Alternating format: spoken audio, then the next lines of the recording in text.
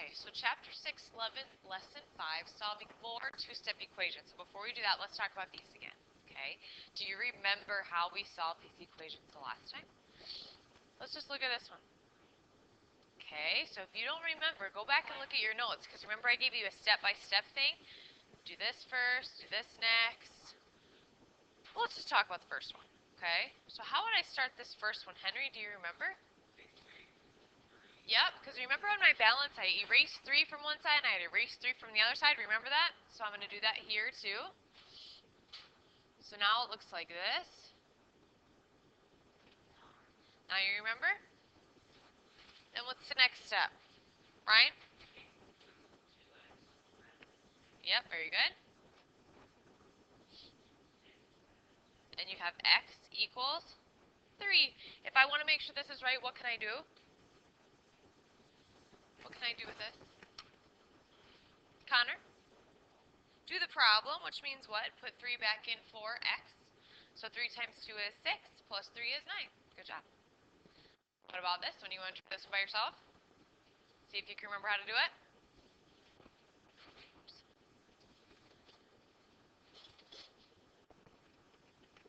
If you can remember, do your best.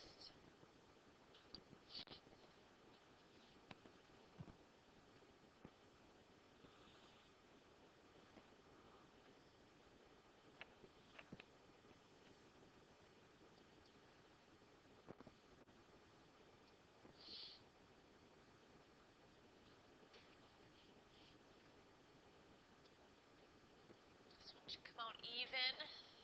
Nice and even.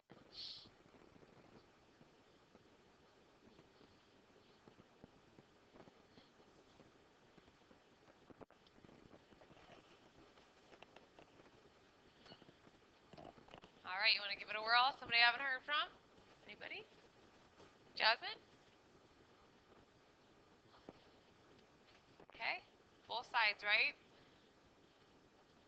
You get this.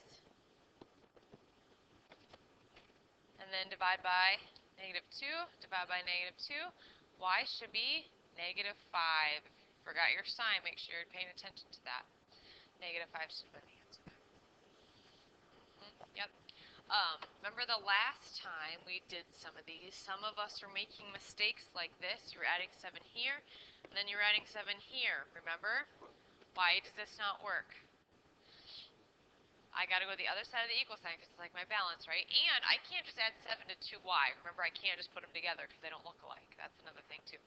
So make sure you're adding them to or subtracting from both sides of that equal sign. Good job. Okay, so then we're going to review again about the distributive property. Do you guys remember that? Distributive property? It was like the first section we had maybe last time. How would I do distributive property here again? Okay, which is 3x. 3 times 1, which would be 3. Everybody remember that? Okay. So what about this one? Somebody else, Mary. Let's let somebody else answer it. How are we going to distribute this one? Same. 5 times 3, which is 15x. 5 times 2, which is 10. Some people forget, and they would put this as an answer. What did they forget to do here? If I had this as an answer, what did they forget to do? That 5, and that happens a lot, so make sure you distribute through the whole thing. So you guys catch what we're probably going to do today. We're going to put some of these things together. We're going to put some of the distributive property together, and we're going to start solving equations.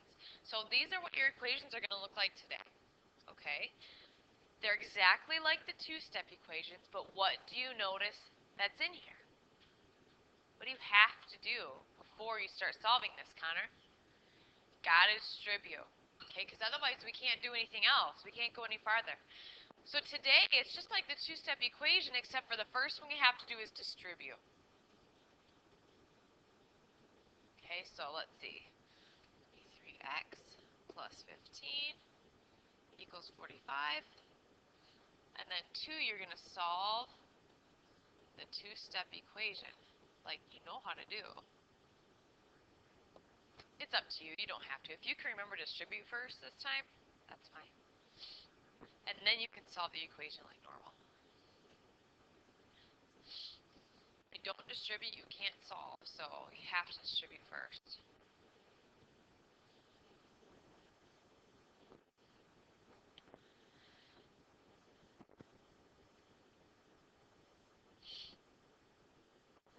So these are our other two-step equations today. We're going to have a little distributing, and we're going to throw in some decimals and fractions in there, and I'll show you some examples of all of these kinds.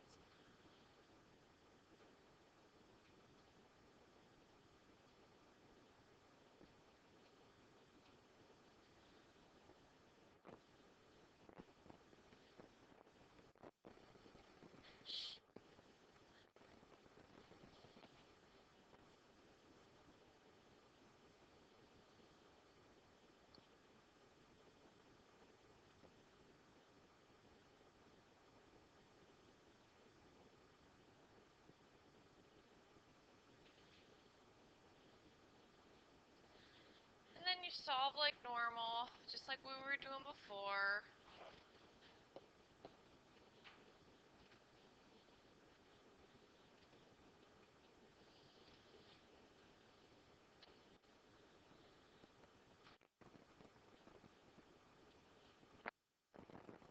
So you could solve this, or let's say you want to make sure this is right, so you could do this two different ways. You could put it in for here, see if it's right, or you could put it in for here and see if it's right. If I put it in for here, what's 10 plus 5? 10 plus 5 is 15. 15 times 3 is 45. So you really could pick whatever equation you wanted to check it with, whatever's easiest for you. Sometimes this one might be easier, though. You don't want to worry about that up there. So pick one and figure out if you have the right answer or not. Okay, so hold on. Let me flip through some of these quick. Okay. I want to make sure that I have enough of each one. How about we do another one with a whole number, and then we'll do some fractions and we'll do some decimals, okay? So we'll do this one next, and then we'll do some fractions and decimals. And I think you guys should be able to handle it after that, I would think. Because really, the only extra step is this distributing part.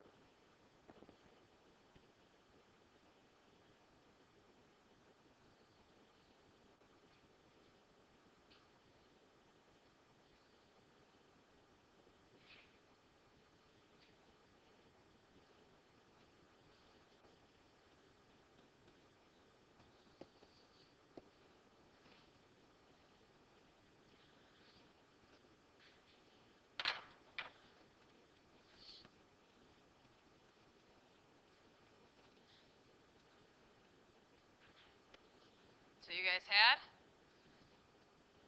Doing good so far?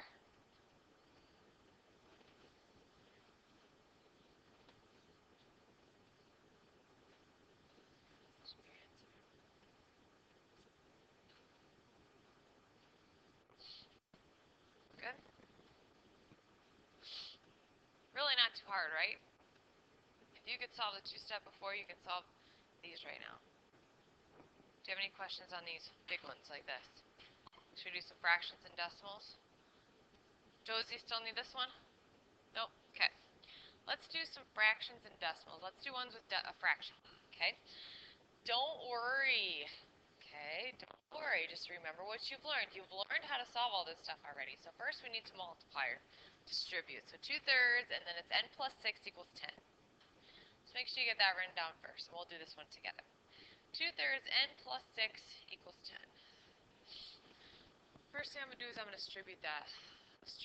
So 2/3 n plus, and then 2/3 6. I don't know what that is. Well, think of what's 2/3 of 6? 4. Yeah, 2/3 of 6 is 4. Yep. So let's see. 4 equals 10. Now what are you going to do? Subtract that 4. Uh-huh. And if you don't know how to do, and you know, if you don't know how to do that, 2/3 times 6 over 1 would be 12 over 3 equals 4. You can also do it like that if you need to do it like that. That's okay to do it out. So then let's subtract 4. We get 2/3 n equals 6. You guys, do you remember how to do this part now? This is tricky. Can be tricky. What am I going to do here? You guys doing it by yourself already? Alright. Must be too slow for you guys.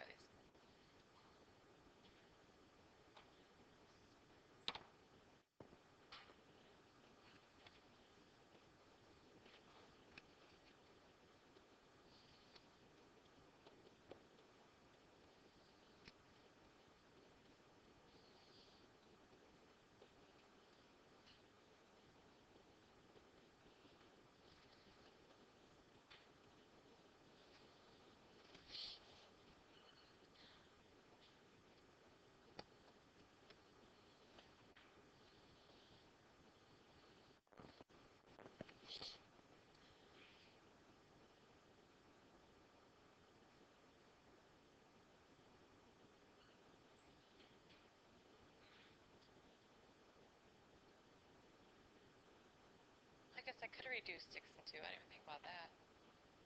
Could have done that. Okay, so the biggest thing about a fraction is don't forget which one goes first. Which one always goes first? The one on the top. Don't forget that, okay? Somebody will forget that today. And then don't forget, too, that you need to flip to that reciprocal to solve for your answer. Alright, let's do one more one with fraction.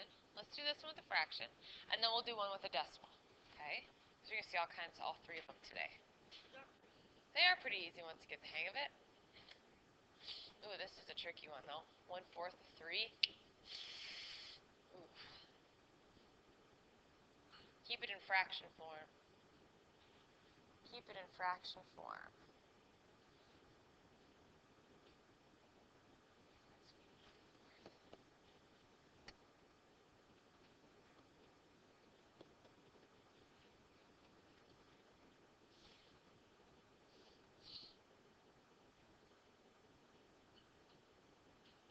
It's kind of tricky. So be careful. See how I kept this one in fraction form? So I'm going to add 3/4. Add 3/4 here. So this is really going to be negative 14 and a fourth equals 1/4 D. That's a tricky one.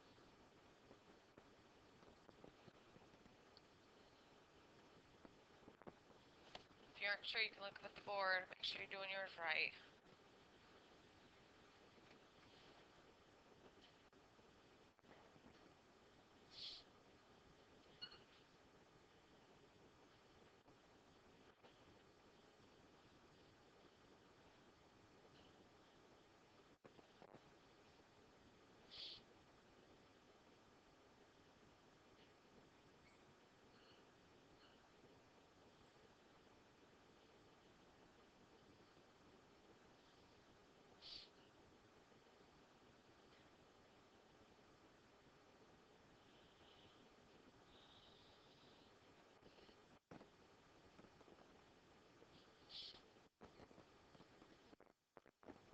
You're right. Now what are you going to do?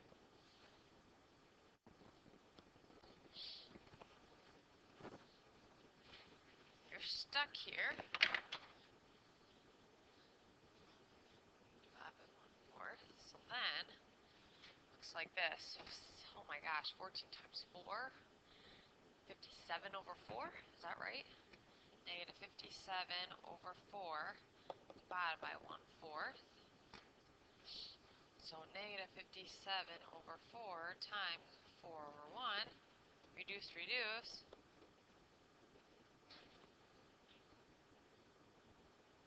Is that right? Anybody else get that? Tricky one. Oh, it's a little tricky. The numbers are kind of tricky. You're right.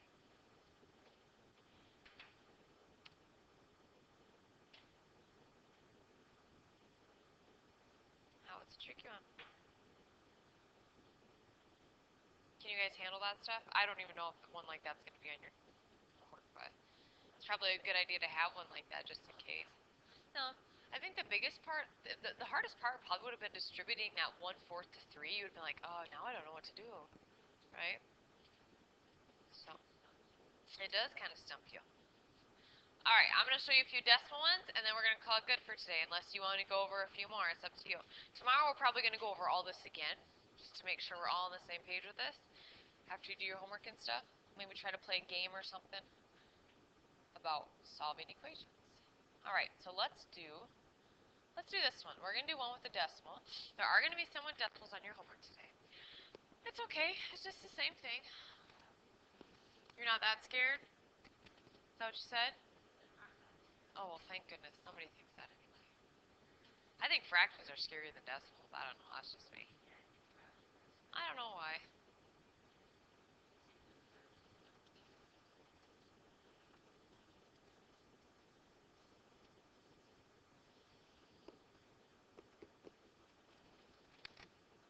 Okay, so this is kind of hard to understand. 0.2c minus 0.6 equals negative 10.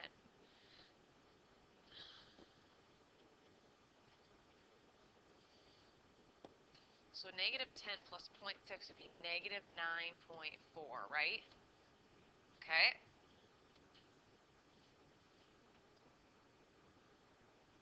You know what? Somebody else is also going to get in trouble here. They're going to have negative 10.6. So careful with your signs. Really careful with your signs. That's important. You should be able to solve by dividing. Make sure you move your decimals if you need to move your decimals. Don't forget that, because that's something I would forget.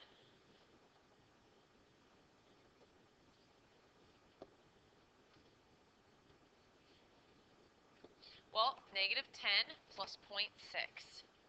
It's a positive 0.6. So it's going to be not negative 9.4, I believe.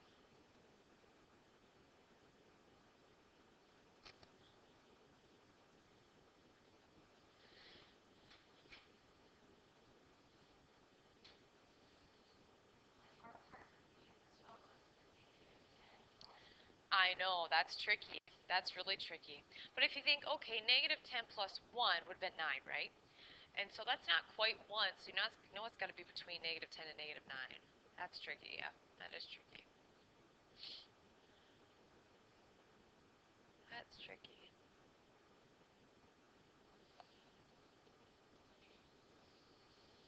I know, and that's probably what's going to screw some people up is that part. So just be careful. Be really careful. If you're not sure, you can come and ask me too. I'll be more than happy to help you. Definitely happy to help you.